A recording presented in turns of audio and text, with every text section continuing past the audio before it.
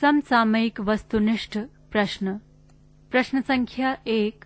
उपभोक्ता संरक्षण अधिनियम 2019-20 जुलाई 2020 से लागू हुआ। उपभोक्ता संरक्षण अधिनियम 2019 के संदर्भ में निम्नलिखित कथनों पर विचार करें।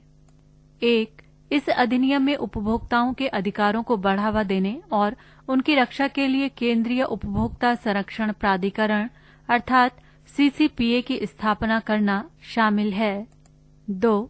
इस अधिनियम में उपभोक्ताओं के अधिकारों की रक्षा के लिए केंद्रीय उपभोक्ता संरक्षण प्राधिकरण अर्थात CCPA की स्थापना करना शामिल है।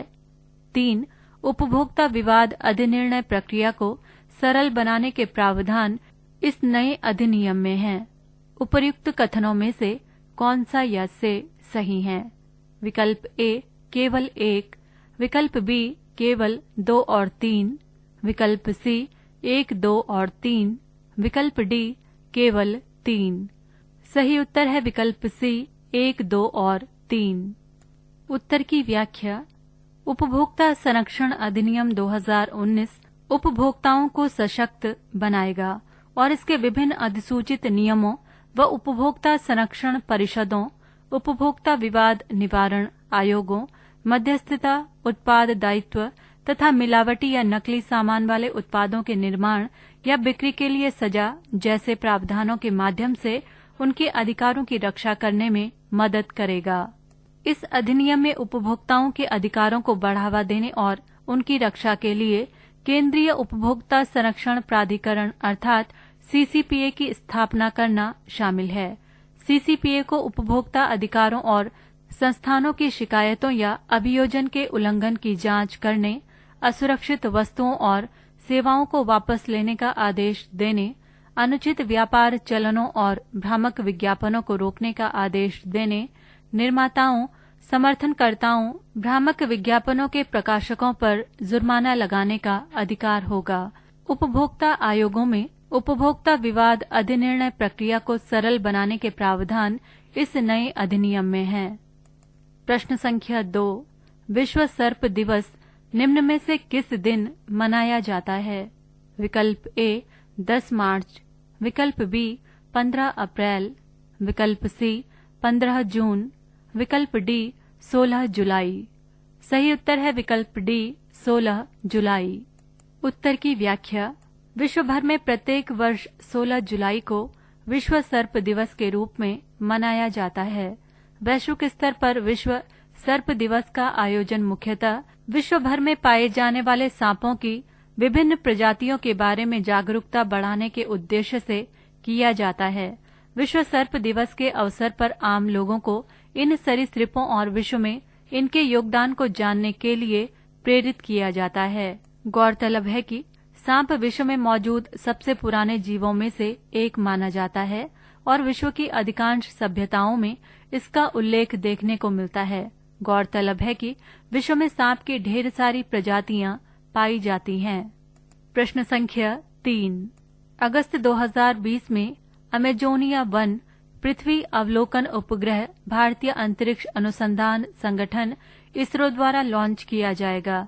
ये उपग्रह किस देश द्वारा विकसित किया गया है? विकल्प A अर्जेंटीना, विकल्प B ब्राजील, विकल्प C ब्रिटेन, विकल्प D बेल्जियम।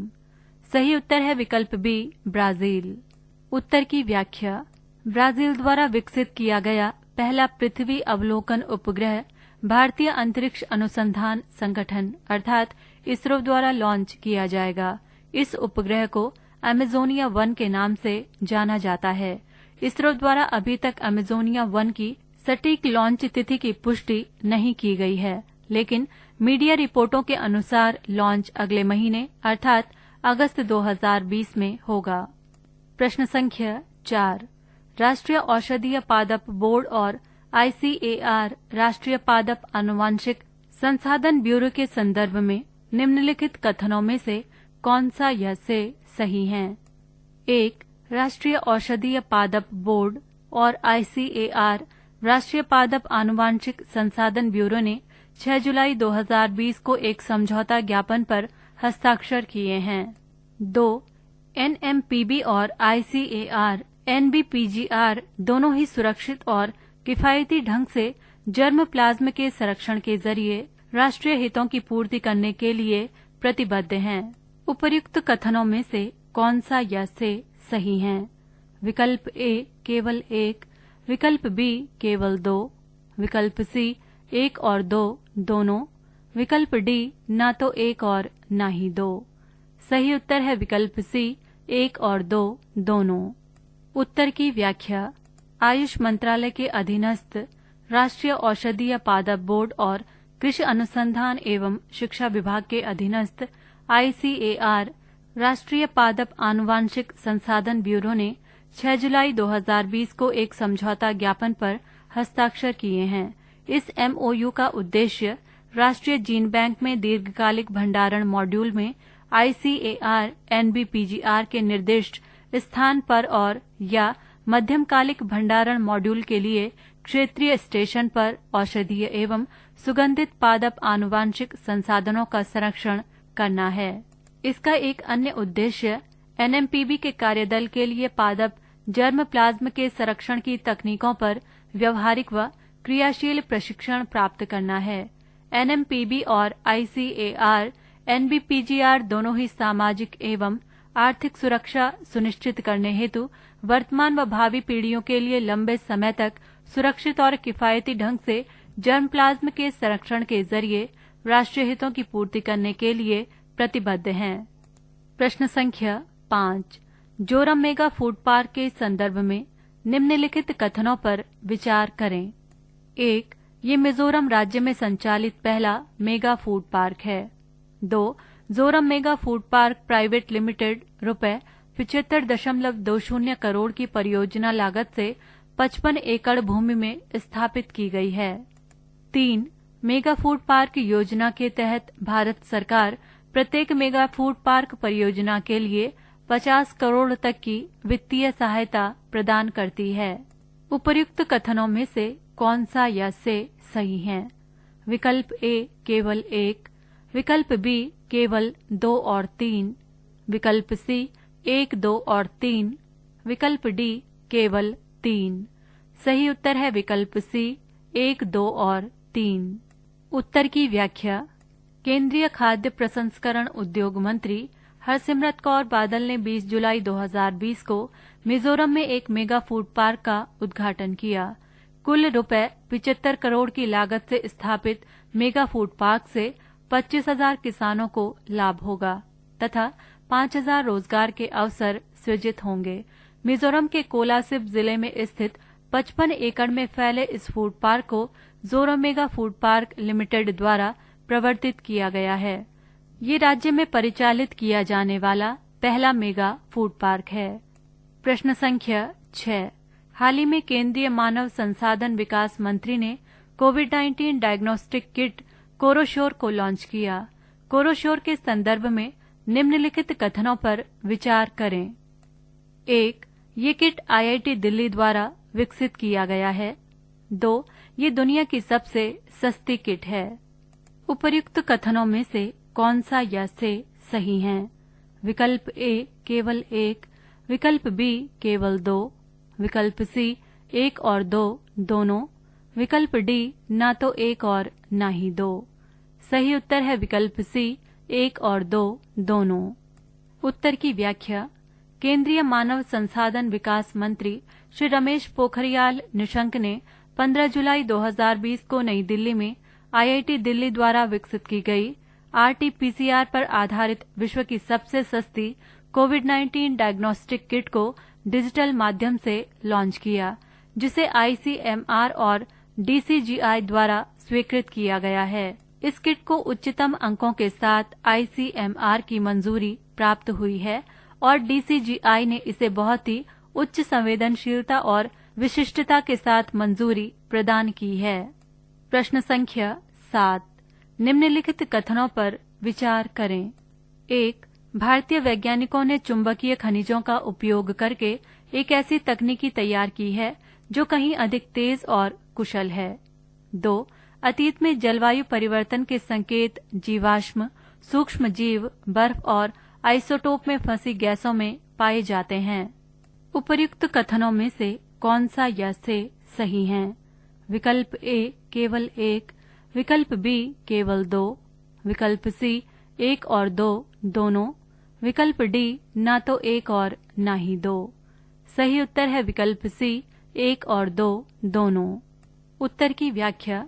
भारत सरकार के विज्ञान एवं प्रौद्योगिकी विभाग के अंतर्गत एक स्वायत्त संस्थान भारतीय भूचुंबकत्व संस्थान के वैज्ञानिकों ने चुंबकीय खनिज विज्ञान के आधार पर उपमहाद्वीप के पेलोमोनोसोनल पैटर्न पर नजर रखते हुए जलवायु परिवर्तन में बदलाव की पहचान की है। ये एक ऐसी तकनीक जो मौजूदा तरीकों के मुकाबले कहीं अधिक तेज और सटीक है। चुंबकीय खनिज विज्ञान व्यापक रासायनिक एवं भौतिक प्रक्रियाओं में परिवर्तन के प्रति संवेदनशील होता है, जिसके परिणाम स्वरूप सांद्रता, दाने के आकार और खनिज विज्ञान में परिवर्तन होता है। जलवायु से संबंधित अध्ययनों को जीवाश्मों, सूक्ष्मजीवों, बर्फ में फंसी गैसों, आइसोटोप्स और कई अन्य की मदद से किया जाता है। प्रश्न संख्या 8। जम्मू कश्मीर प्रशासन ने शहरी स्थानीय निकायों और पंचायती राज संस्थाओं के सभी निर्वाचित सदस्यों को कितने लाख रुपए के जीवन बीमा कवर की घोषणा की? विकल्प ए रुपए 55 लाख, विकल्प बी रुपए 25 लाख, विकल्प सी रुपए 35 लाख, विकल्प डी रुपए 45 लाख। सही उत्तर है विकल्प बी रुपए 25 लाख। उत्तर की व्याख्या। जम्मू कश्मीर प्रशासन ने एक बड़े फैसले में पंचायती राज संस्थाओं और शहरी स्थानीय निकायों के निर्वाचित प्रतिनिधियों के लिए 25 लाख के बीमा कवर को मंजूरी प्रदान की है। आतंकवादी घटना में मौत होने पर ये राशि संबंधित प्रतिनिधि के परिजनों को मिलेगी। सरकार के फैसले से पंचायती राज संस्थाओं के निर्वाचित सदस्यों, सरपंच, पंच और बीडीसी अध्यक्ष के साथ ही शहरी स्थानीय निकायों के निर्वाचित सदस्यों का बीमा कवर की सुविधा दी जाएगी। प्रश्न संख्या 9। भारत और इजरायल के बीच 15 जुलाई 2020 को किस क्षेत्र में सहयोग हेतु एक समझौता ज्ञापन हस्ताक्षरित हुआ? विकल्प ए रक्षा विनिर्माण, विकल्प बी सूचना प्रौद्योगिकी, विकल्प सी साइबर सुरक्षा, विकल्प डी कृषि। सही उत्तर है विकल्प सी साइबर सुरक्षा। उत्तर की व्याख्या। 15 जुलाई 2020 को भारत और इजरायल ने कोरोना वायरस महामारी के कारण तीव्रता से हो रहे डिजिटलीकरण के बीच साइबर खतरों से निपटने हेतु साइबर सुरक्षा क्षेत्र में सहयोग के लिए एक समझौता ज्ञापन पर हस्ताक्षर किए। इस समझौते से दोनों पक्षों के बीच परिचालन सहयोग और मजबूत होगा तथा क्षेत्र में सुरक्षा के स्तर को बढ़ाने के लिए साइबर खतरों के संदर्भ में सूचना के आदान प्रदान के दायरे का विस्तार भी होगा। प्रश्न संख्या 10। भारत के वैज्ञानिकों ने औद्योगिक अपशिष्ट कॉटन से एक सामान्य, कम लागत वाले, पर्यावरण अनुकूल और दीर्घकालिक सुपर कैपेसिटर इलेक्ट्रोड का निर्माण किया है। इसके संदर्भ में निम्नलिखित कथनों पर विचार करें। 1. पहली बार प्राकृतिक समुद्री जल के माध्यम से पर्यावरण अनुकूल, लागत प्रभावी, स्केलेबल और वैकल्पिक जलीय इलेक्ट्रोलाइट की खोज की गई है। 2. सुपर कैपेसिटर नई पीढ़ी का एक ऊर्जा भंडारण उपकरण है। उपर्युक्त कथनों में से कौन सा या से सही है? विकल्प ए केवल एक, विकल्प बी केवल दो, विकल्प सी एक और दो दोनों, विकल्प डी ना तो एक और ना ही दो। सही उत्तर है विकल्प सी एक और दो दोनों। उत्तर की व्याख्या।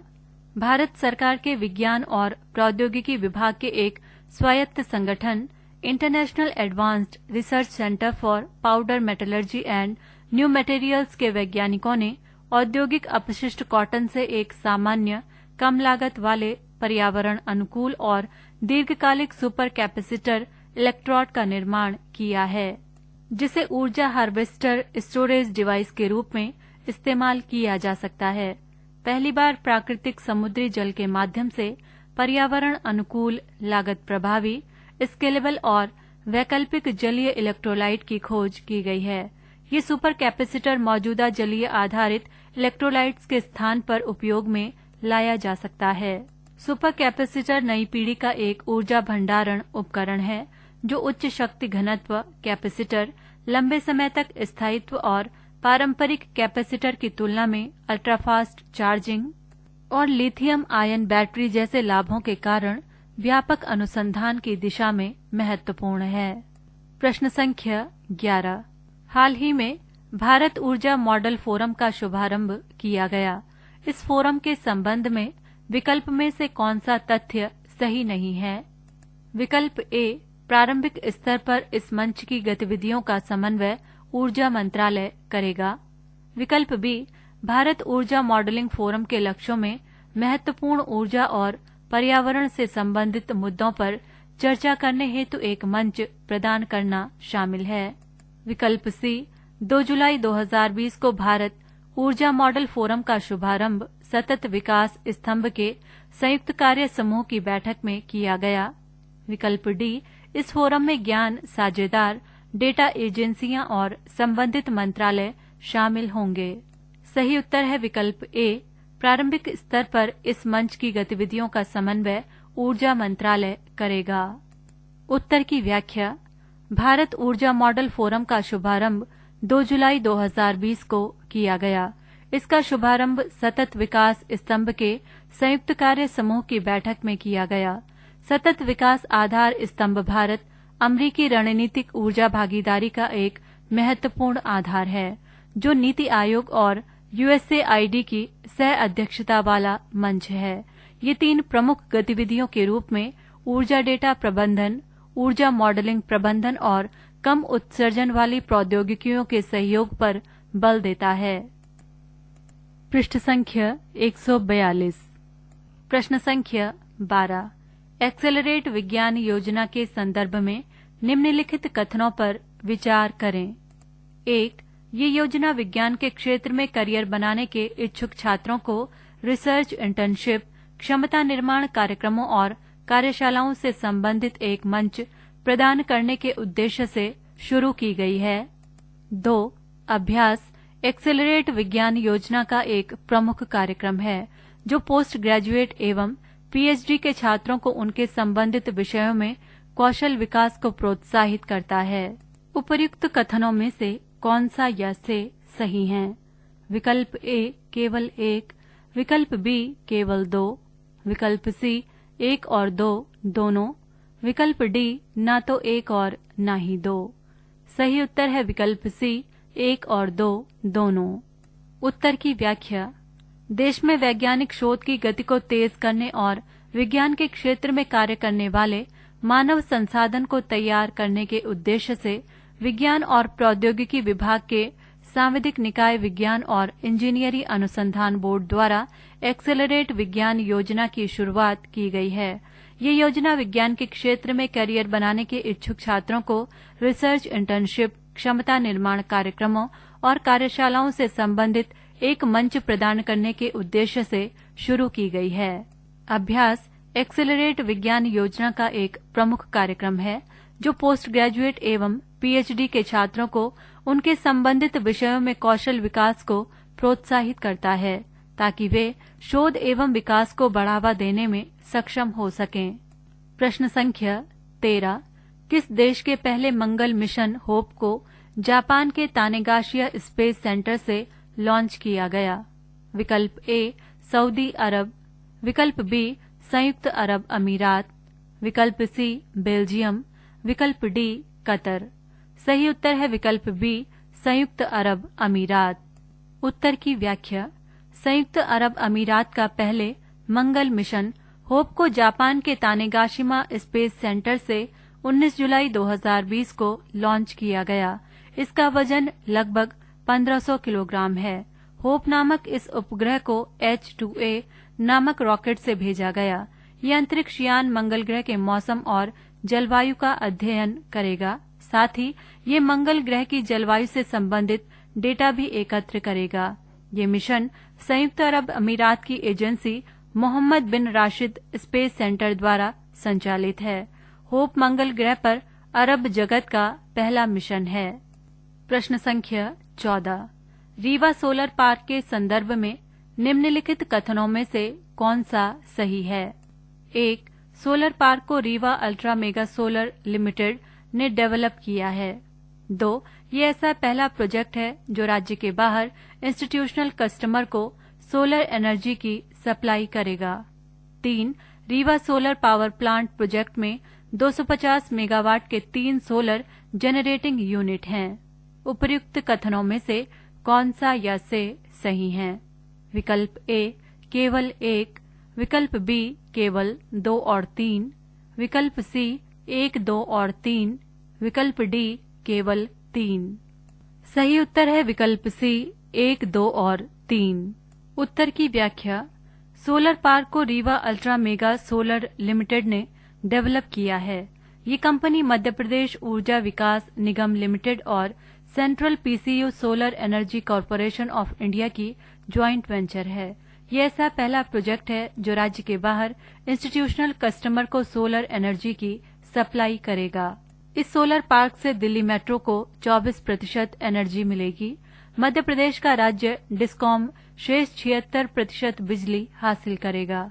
Rewa solar power plant project में 250 मेगावाट के 3 सोलर जनरेटिंग यूनिट हैं। ये करीब 1500 हेक्टेयर के एक सोलर पार्क में 500 हेक्टेयर प्लॉट पर स्थित हैं। प्रश्न संख्या 15 अमेरिकी संपत्ति कंसल्टेंट कुशमैन एंड वेकफील्ड द्वारा जारी वैश्विक विनिर्माण जोखिम सूचकांक में भारत को कौन सा स्थान प्राप्त हुआ है? विकल्प ए 5वां, विकल्प बी 3रा, विकल्प सी 4था, विकल्प डी 6वां। सही उत्तर है विकल्प बी 3रा। उत्तर की व्याख्या। जुलाई 2020 में अमेरिकी संपत्ति कंसल्टेंट कुशमैन एंड वेकफील्ड द्वारा वैश्विक विनिर्माण जोखिम सूचकांक 2020 जारी किया गया। इस सूचकांक में 48 देशों को शामिल किया गया है। इस सूचकांक में चीन को शीर्ष स्थान प्राप्त हुआ है। इसके पश्चात अमेरिका दूसरे स्थान पर रहा। इस सूचकांक में भारत को 3रा स्थान प्राप्त हुआ है। वर्ष 2019 के इस सूचकांक में भारत 4थे स्थान पर था। प्रश्न संख्या 16 हाल ही में हुलवान गंगाधरैया का निधन हो गया। वे थे विकल्प ए साहित्यकार, विकल्प बी संगीतकार, विकल्प सी अभिनेता, विकल्प डी चित्रकार। सही उत्तर है विकल्प सी अभिनेता। उत्तर की व्याख्या। जुलाई 2020 में प्रसिद्ध कन्नड़ फिल्म अभिनेता हुलवान गंगाधरैया का निधन हो गया। वो 70 वर्ष के थे। बेहतरीन मंच कलाकार के रूप में उन्होंने 1500 से अधिक शो में भी हिस्सा लिया और लगभग 120 फिल्मों में अभिनय किया। उन्हें नीर दोसे, कुरीगलु सर कुरीगलु और शब्दवेदी जैसी फिल्मों में उनके उल्लेखनीय अभिनय के लिए याद किया जाता है। प्रश्न संख्या 17 हाल ही में समाचारों में चुम्बी घाटी के बारे में चर्चा हुई। ये घाटी किन देशों के जंक्शन पॉइंट पर स्थित है? विकल्प ए भारत नेपाल और तिब्बत की सीमा पर, विकल्प बी भारत भूटान और तिब्बत की सीमा पर, विकल्प सी भारत चीन और म्यांमार की सीमा पर, विकल्प डी भारत पाकिस्तान और चीन की सीमा पर। सही उत्तर है विकल्प बी भारत भूटान और तिब्बत की सीमा पर। उत्तर की व्याख्या। भारत और चीन सिक्किम सीमा पर एक दूसरे से टकराव की स्थिति में हैं। आमने सामने खड़ी दोनों देशों की सेनाओं के बीच पिछले कई दशकों से ऐसी स्थिति नहीं बनी थी। सिक्किम सीमा के पास जिस जगह पर चीन सड़क निर्माण करा रहा है उस पर भारत ने आपत्ति जताई है। ये जगह सिक्किम भूटान और तिब्बत के जंक्शन पॉइंट पर है। तिब्बत की चुम्बी घाटी की इस तरह में चीन की बढ़ती सक्रियता भारतीय हितों के नजरिए से बेहद चिंताजनक है। भारत के सामरिक हितों के मद्देनजर ये घाटी बेहद संवेदनशील है। कटार का आकार लिए हुए ये घाटी तिब्बत में भारत, भूटान और चीन की सीमाओं पर स्थित है। प्रश्न संख्या 18 जुलाई 2020 में राष्ट्रीय मानवाधिकार आयोग ने मानव अधिकारों पर कोविड-19 प्रभाव का अध्ययन करने हेतु किसकी अध्यक्षता में एक विशेषज्ञ समिति का गठन किया? विकल्प ए डॉक्टर के.एस. रेड्डी, विकल्प बी डॉक्टर नरेश त्रेहान, विकल्प सी डॉक्टर के.के. सिंह, विकल्प डी डॉक्टर पूनम खेत्रपाल। सही उत्तर है विकल्प ए डॉक्टर के.एस. रेड्डी। उत्तर की व्याख्या। जुलाई 2020 में राष्ट्रीय मानवाधिकार आयोग ने मानव अधिकारों पर कोविड-19 प्रभाव का अध्ययन करने हेतु एक 11 सदस्यीय विशेषज्ञ समिति का गठन किया है। इस विशेषज्ञ समिति की अध्यक्षता public health foundation of India के अध्यक्ष डॉक्टर के.एस. रेड्डी करेंगे। ये समिति विशेषकर प्रवासी मजदूरों सहित समाज के कमजोर वर्गों पर कोविड-19 के प्रभाव का आकलन करेगी। ये समिति केंद्र और राज्य सरकारों को भविष्य की नीति भी सुझाएगी। प्रश्न संख्या 19। केंद्रीय प्रत्यक्ष कर बोर्ड ने किस संगठन के साथ डेटा साझा करने के लिए एक समझौता ज्ञापन पर हस्ताक्षर किए? विकल्प ए केंद्रीय अप्रत्यक्ष कर और सीमा शुल्क बोर्ड, विकल्प बी नीति आयोग, विकल्प सी केंद्रीय सांख्यिकी आयोग, विकल्प डी भारतीय रिजर्व बैंक। सही उत्तर है विकल्प ए केंद्रीय अप्रत्यक्ष कर और सीमा शुल्क बोर्ड। उत्तर की व्याख्या। 21 जुलाई 2020 को केंद्रीय प्रत्यक्ष कर बोर्ड अर्थात सीबीडीटी और केंद्रीय अप्रत्यक्ष कर व सीमा शुल्क बोर्ड अर्थात सीबीआईसी ने एक दूसरे के साथ डेटा का आदान प्रदान करने के लिए समझौता ज्ञापन पर हस्ताक्षर किए। इस समझौते से नियमित आधार पर बोर्डों के बीच सूचनाओं के आदान प्रदान को सुविधाजनक बनाने में मदद मिलेगी। जीएसटी लागू होने के बाद सीबीआईसी की स्थापना हुई। प्रश्न संख्या 20। स्टैंडर्ड कोरोना कवच पॉलिसी के संदर्भ में निम्नलिखित कथनों पर विचार करें। 1. कोरोना कवच पॉलिसी के तहत न्यूनतम बीमा राशि ₹50,000 और अधिकतम बीमा राशि ₹5 लाख होगी। 2. डॉक्टरों या स्वास्थ्य सेवा श्रमिकों के समूह को 5% की छूट प्रदान की जाएगी। उपर्युक्त कथनों में से कौन सा या से सही है? विकल्प ए केवल 1, विकल्प बी केवल 2, विकल्प सी 1 और 2 दोनों, विकल्प डी ना तो 1 और ना ही 2। सही उत्तर है विकल्प सी 1 और 2 दोनों। उत्तर की व्याख्या।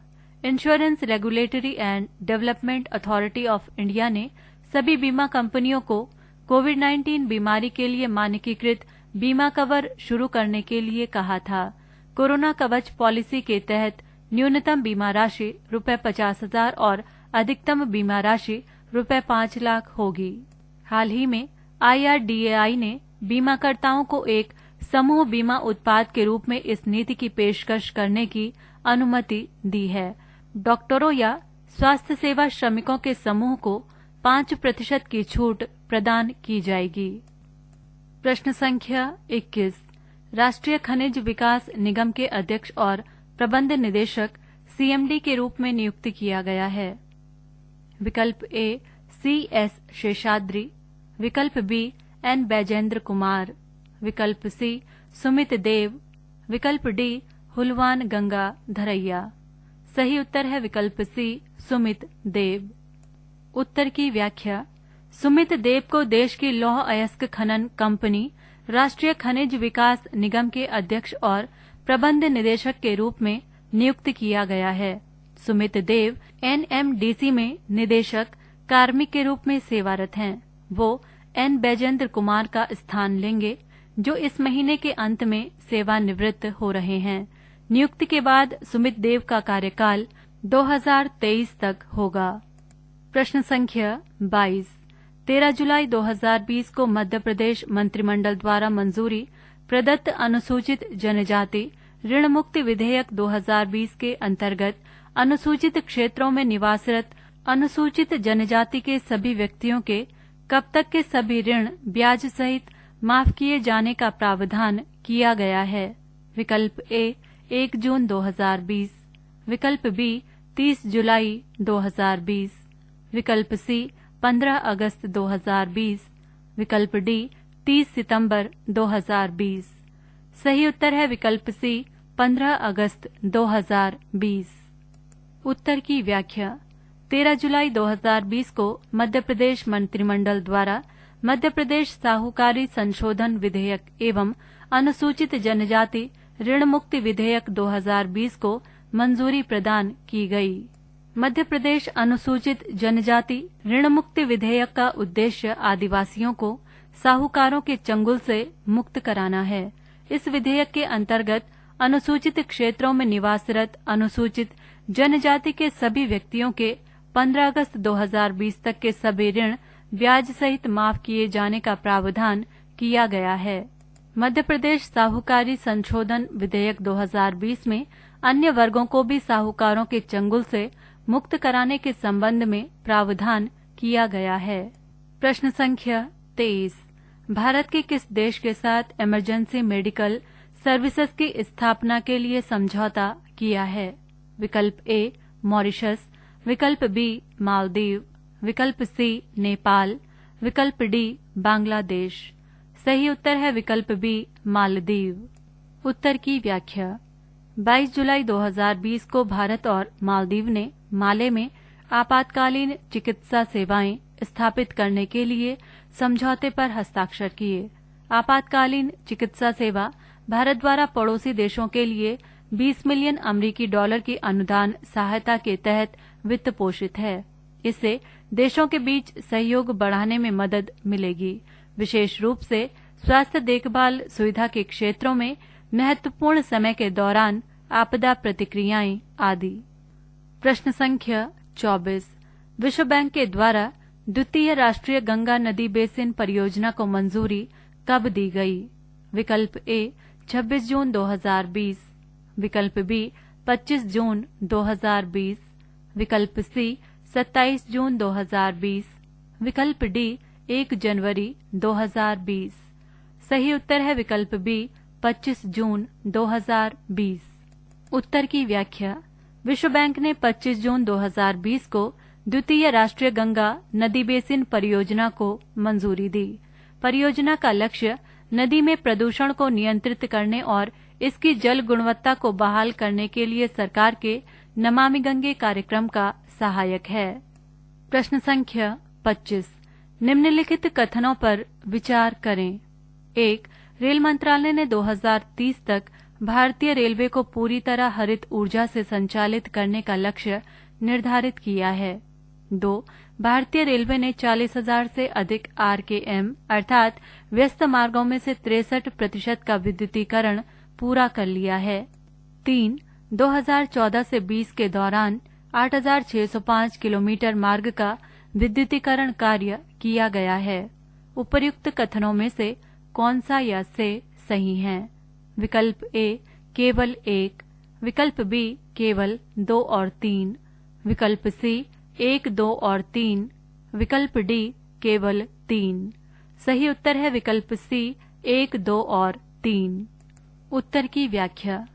रेल मंत्रालय ने 2020 तक भारतीय रेलवे को पूरी तरह हरित ऊर्जा से संचालित करने का लक्ष्य निर्धारित करने के साथ ग्लोबल वार्मिंग और जलवायु परिवर्तन से निपटने की दिशा में कई बड़ी पहल की हैं।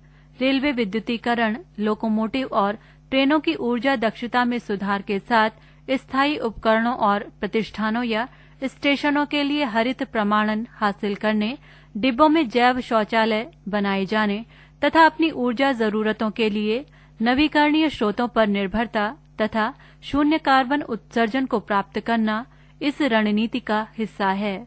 भारतीय रेलवे ने 40,000 से अधिक RKM अर्थात व्यस्त मार्गों में से 63% का विद्युतीकरण पूरा कर लिया है, जिसमें 2014 से 20 के दौरान 18,605 किलोमीटर मार्ग का विद्युतीकरण कार्य किया गया है। प्रश्न संख्या 26। लोक प्रशासन 2020 में उत्कृष्टता हेतु PM पुरस्कार की नई संशोधित योजना और वेब पोर्टल को किसने लॉन्च किया? विकल्प ए रविशंकर प्रसाद, विकल्प बी थावरचंद गहलोत, विकल्प सी प्रहलाद सिंह पटेल, विकल्प डी डॉक्टर जितेंद्र सिंह। सही उत्तर है विकल्प डी डॉक्टर जितेंद्र सिंह। उत्तर की व्याख्या। 17 जुलाई 2020 को केंद्रीय मंत्री डॉक्टर जितेंद्र सिंह ने लोक प्रशासन 2020 में उत्कृष्टता हेतु PM पुरस्कार की नई संशोधित योजना और वेब पोर्टल www.pmpurscar.in pmawards.gov.in का शुभारंभ किया। लोक प्रशासन 2020 में उत्कृष्टता के लिए प्रधानमंत्री पुरस्कार योजना में कुछ संशोधन कर इसे फिर से शुरू किया गया है, जिससे परिणाम संकेतक, आर्थिक विकास, लोगों की भागीदारी और जन शिकायतों के निवारण की दिशा में जिला कलेक्टरों के काम को पहचान दिलाया जा सके। प्रश्न संख्या 27। Central institute of petrochemicals engineering and technology संस्थान किस केंद्रीय मंत्रालय के अधीन है? विकल्प ए रसायन और उर्वरक मंत्रालय, विकल्प बी विज्ञान एवं प्रौद्योगिकी मंत्रालय, विकल्प सी वाणिज्य एवं उद्योग मंत्रालय, विकल्प डी रेल मंत्रालय। सही उत्तर है विकल्प ए रसायन और उर्वरक मंत्रालय। उत्तर की व्याख्या। केंद्रीय रसायन और उर्वरक मंत्रालय के तहत कार्यरत केंद्रीय पेट्रोकेमिकल्स इंजीनियरिंग प्रौद्योगिकी संस्थान को राष्ट्रीय प्रत्यायन बोर्ड और अंशांकन प्रयोगशालाओं द्वारा 19 जुलाई 2020 को व्यक्तिगत सुरक्षा उपकरण किट का परीक्षण करने और प्रमाणित करने के लिए मान्यता प्रदान की। पृष्ठ संख्या 143। प्रश्न संख्या 28। भारत सरकार के विज्ञान एवं प्रौद्योगिकी विभाग के अंतर्गत एक स्वायत्त संस्थान भारतीय भूचुंबकत्व संस्थान के वैज्ञानिकों ने चुंबकीय खनिज विज्ञान के आधार पर उपमहाद्वीप के पेलोमोनोसोनल पैटर्न पर नजर रखते हुए जलवायु परिवर्तन में बदलाव की पहचान की है। इससे संबंधित निम्नलिखित कथनों पर विचार करें। 1. जलवायु से संबंधित अध्ययनों को जीवाश्मों, सूक्ष्मजीवों, बर्फ में फंसी गैसों, आइसोटोप्स और कई अन्य की मदद से किया जाता है। 2. IIG के वैज्ञानिकों ने भारत के पेलोमोनोसोनल पैटर्न में अपने शोध के लिए चुंबकीय खनिजों के गुणों में बदलाव का इस्तेमाल किया, जो हमारे देश में अपनाई गई एक तकनीक है। 3. चुंबकीय खनिज विज्ञान व्यापक रासायनिक एवं भौतिक प्रक्रियाओं में परिवर्तन के प्रति संवेदनशील होता है, जिसके परिणाम स्वरूप सांद्रता, दाने के आकार और खनिज विज्ञान में परिवर्तन होता है। उपर्युक्त कथनों में से कौन सा या से सही है?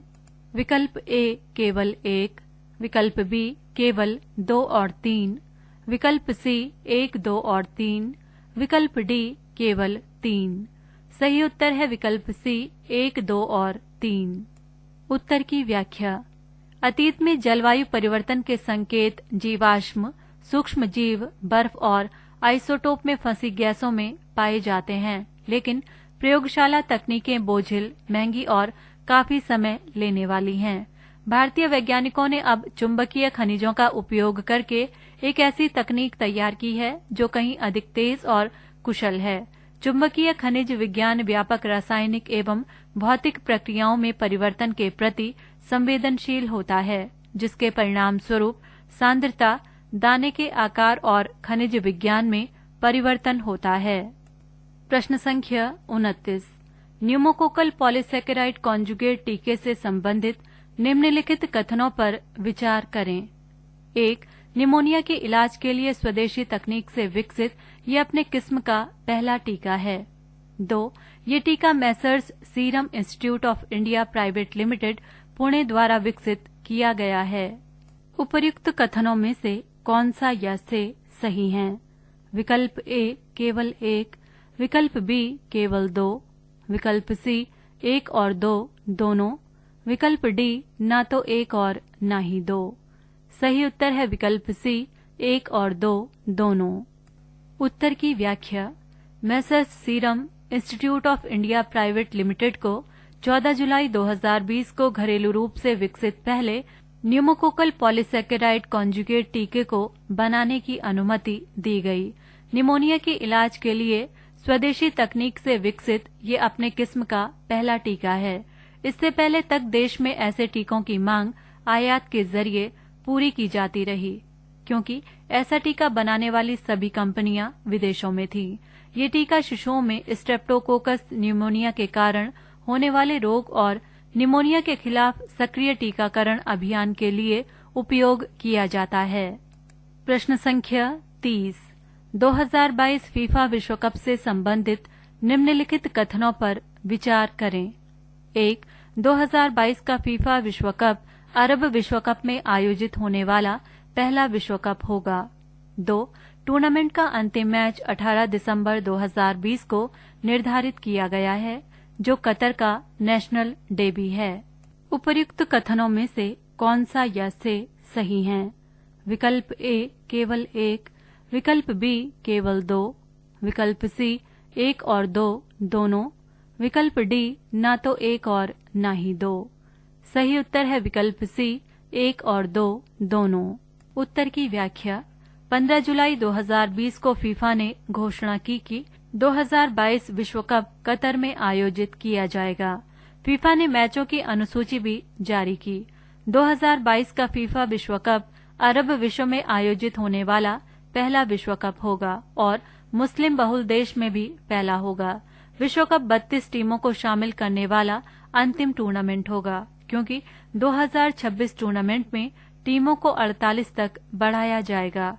ये टूर्नामेंट नवंबर-दिसंबर में होना है। टूर्नामेंट का अंतिम मैच 18 दिसंबर 2020 को निर्धारित किया गया है, जो कतर नेशनल डे भी है। पृष्ठ संख्या 144। पृष्ठ संख्या 144 व 45 पर इन प्रश्नों के उत्तरों की व्याख्याएं दी गई हैं, जो पहले ही प्रश्नों के साथ दी जा चुकी हैं। पृष्ठ संख्या 146।